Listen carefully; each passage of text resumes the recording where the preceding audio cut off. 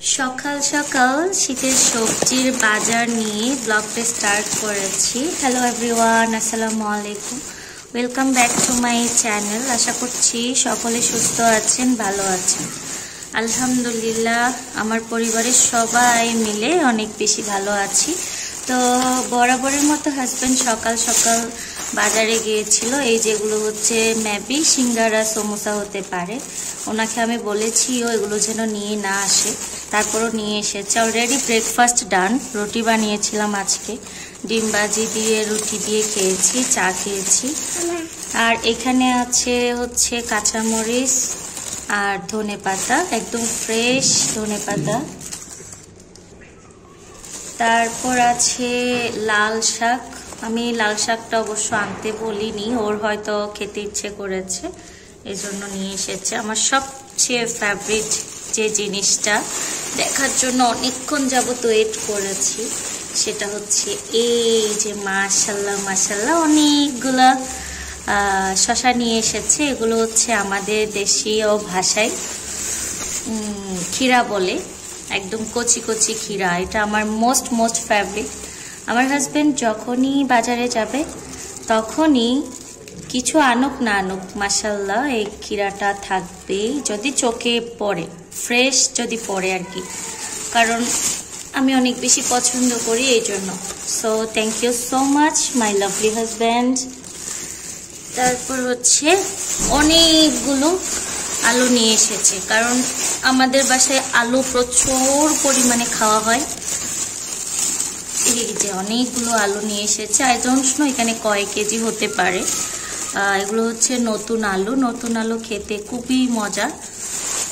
আমার বাবু সোনা, আমার হাজবেন্ড, আমি, আমার বাড়ির সবাই মিলে আলু অনেক বেশি পছন্দ করি, যে কারণে সবসময় আলু একটু বেশি নিয়ে আসা হয়। তো এগুলো হচ্ছে আজকে বাজার সদাই। আজকে কোনো মাছ মাংস কিছুই আনেনি, জাস্ট মাত্র আলু এনেছে, লাল শাক, তারপর সিঙ্গারা সমোসা, এখানে হচ্ছে কাঁচামরিচ এবং ধনেপাতা, শসা, এই কয়টা বাজার করেছে। একদম ফ্রেশ টাটকা ছিল এই আর কি।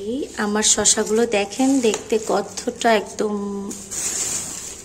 টাটকা লাগতেছে। জি বাবা, একদম টাটকা মাশাআল্লাহ।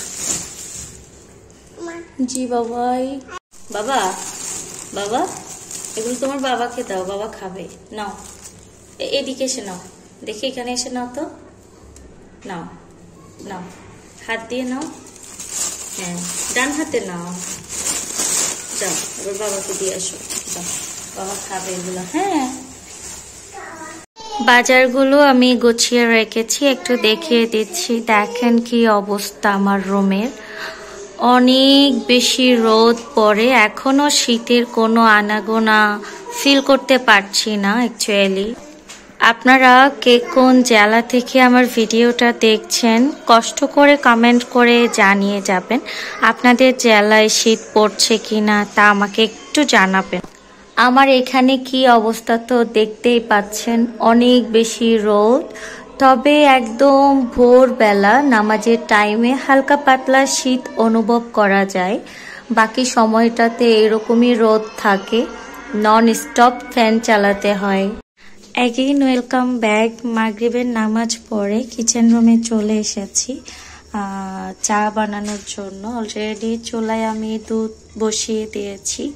দুধটা একদম পরিপূর্ণভাবে কষানোর পর চা পাতি অ্যাড করব।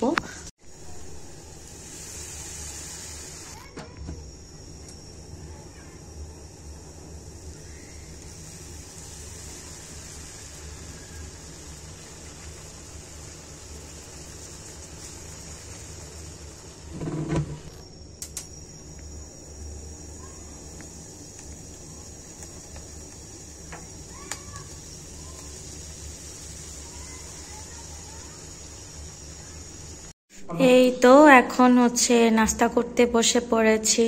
এখানে চা আর হচ্ছে ভাপা পিঠা, তারপর হাজব্যান্ড বাইরে গিয়ে নিয়ে এসেছে চিতই পিঠা, আছে নারকেল, আমি নারকেল কুড়িয়ে রেখেছিলাম।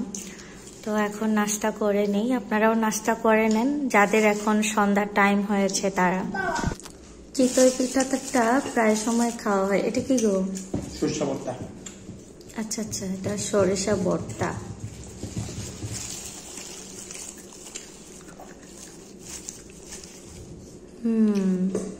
স্মেলটা মাশাআল্লাহ গুড।